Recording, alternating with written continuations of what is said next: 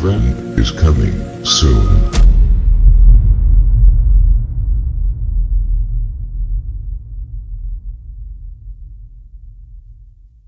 New Zealand government preparing to drown whole country in fluorides. The issue here is, who is going to decide whether the people of New Zealand are fluoridated? Who will be in charge? Communities, or the federal government? From the NZ Herald, March 13, 2016, my comments are in caps.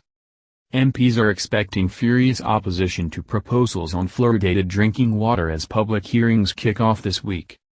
The first select committee hearings will be held tomorrow on the government's plan to transfer the responsibility for fluoridating water from councils to district health boards, DHBs. Transfer the decision from local communities to larger federal entities, a takeover. In a rare move, Parliament's Health Committee has agreed to hear from every individual or organization that asked to make an oral submission. In total, 60 organizations and 140 individuals are expected to give presentations, and the committee will be broken up into subcommittees in order to hear them all. In other words, the full committee won't hear any individual presentation, a clue that the tolerance for every point of view is just a show.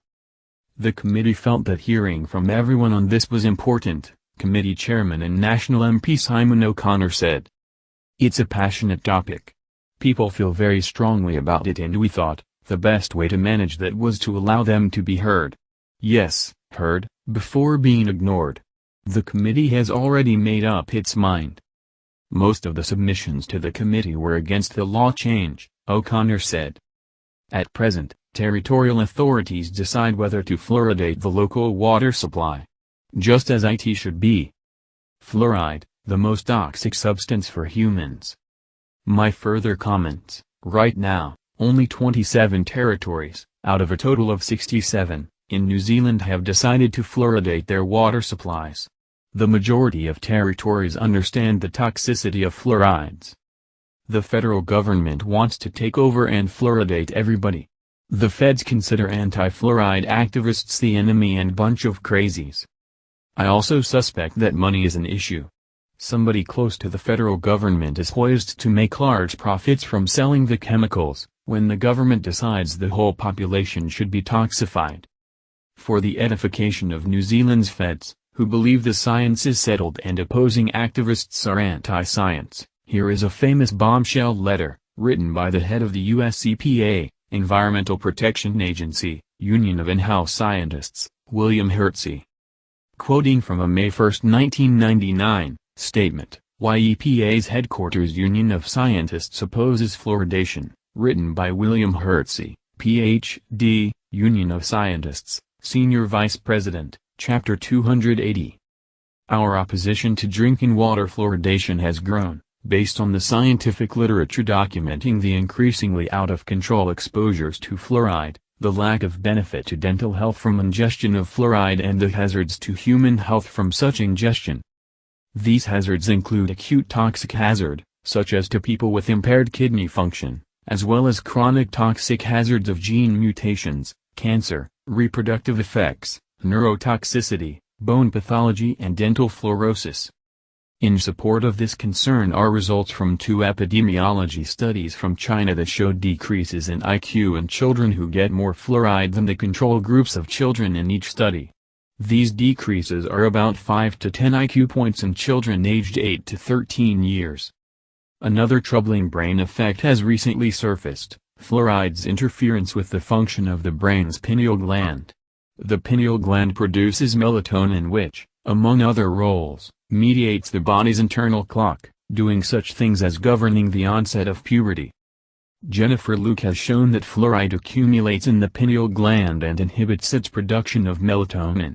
She showed in test animals that this inhibition causes an earlier onset of sexual maturity, an effect reported in humans as well in 1956.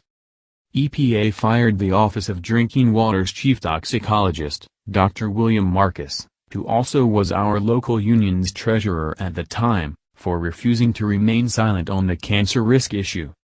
The judge who heard the lawsuit Marcus, brought against EPA over the firing made that finding, that EPA fired him over his fluoride work and not for the phony reason put forward by EPA management at his dismissal. Dr. Marcus won his lawsuit and is again at work at EPA. Data showing increases in osteosarcomas in young men in New Jersey, Washington and Iowa based on their drinking fluoridated water.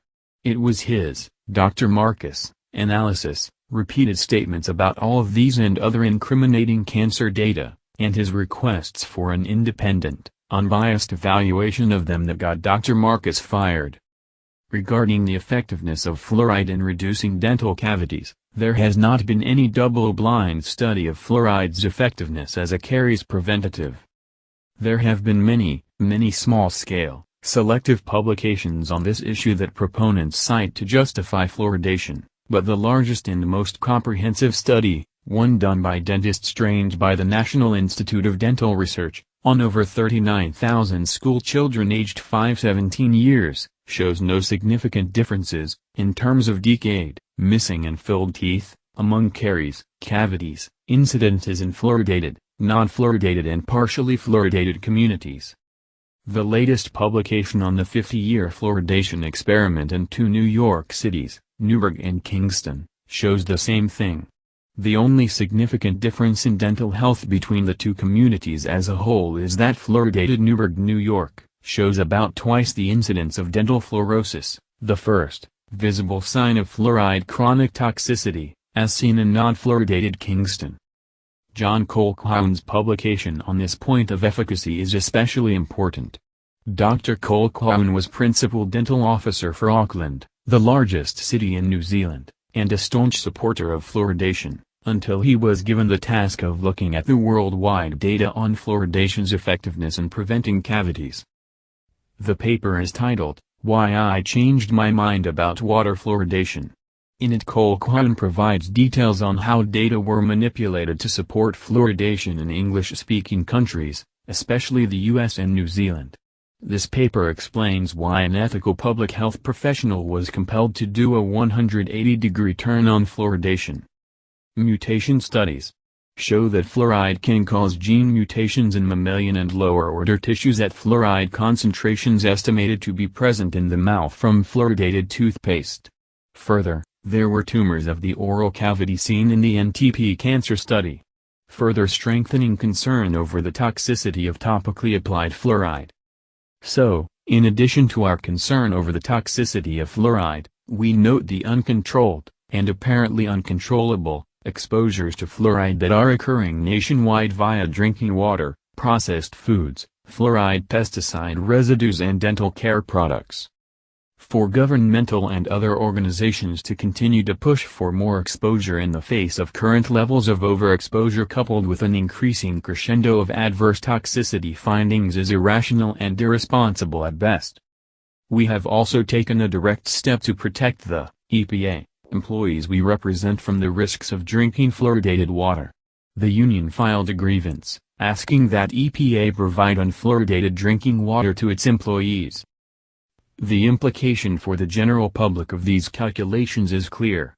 Recent, peer-reviewed toxicity data, when applied to EPA's standard method for controlling risks from toxic chemicals, require an immediate halt to the use of the nation's drinking water reservoirs as disposal sites for the toxic waste of the phosphate fertilizer industry. Fluoride officially classified as a neurotoxin in world's most prestigious medical journal. That last sentence lets you know where the fluorides are coming from. So. An employees' union of scientists within the EPA has made its position clear. Quite clear. The mainstream press has refused to cover this story in any significant way for 17 years.